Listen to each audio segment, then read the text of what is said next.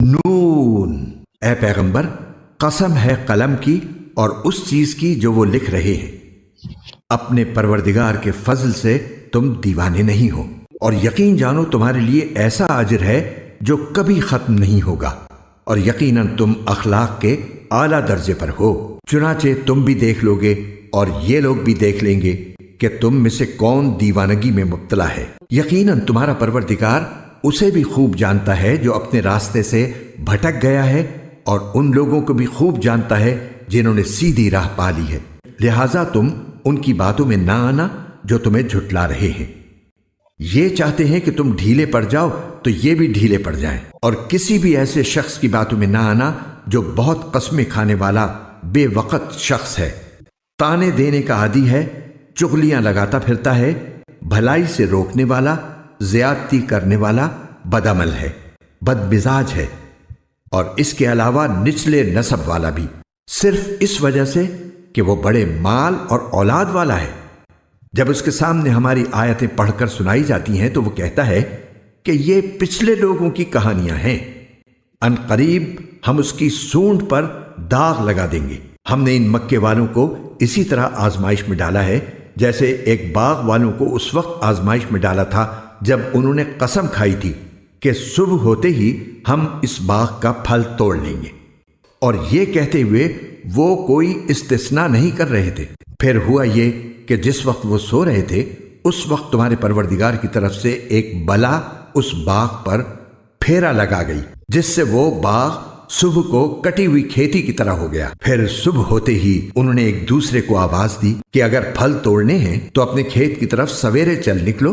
چنانچہ وہ ایک دوسرے سے چپکے یہ کہتے ہوئے روانہ ہوئے کہ آج کوئی مسکین تمہارے پاس اس باغ میں نہ آنے پائے، اور وہ بڑے زوروں میں تیز تیز چلتے ہوئے نکلے۔ پھر جب اس باغ کو دیکھا تو کہنے لگے کہ ہم ضرور راستہ بھٹک گئے ہیں۔ پھر کچھ دیر کے بعد کہا کہ نہیں، بلکہ ہم سب لٹ گئے ہیں۔ ان میں جو شخص سب سے اچھا تھا وہ کہنے لگا، کیا میں نے تم سے نہیں کہا تھا کہ تم تسبیح کیوں نہیں کرتے؟ کہنے لگے، ہم اپنے پروردگار کی تسبیح کرتے ہیں، یقیناً ہم ظالم تھے۔ پھر ایک دوسرے کی طرف متوجہ ہو کر ایک دوسرے کو ملامت کرنے لگے۔ پھر سب نے متفق ہو کر کہا کہ افسوس ہے ہم سب پر، یقیناً ہم سب نے سرکشی اختیار کر لی تھی۔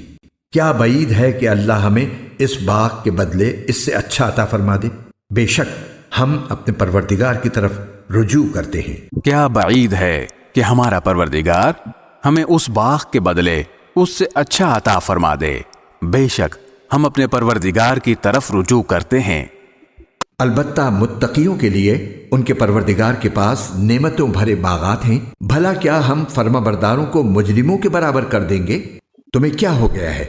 تم کیسی باتیں طے کر لیتے ہو؟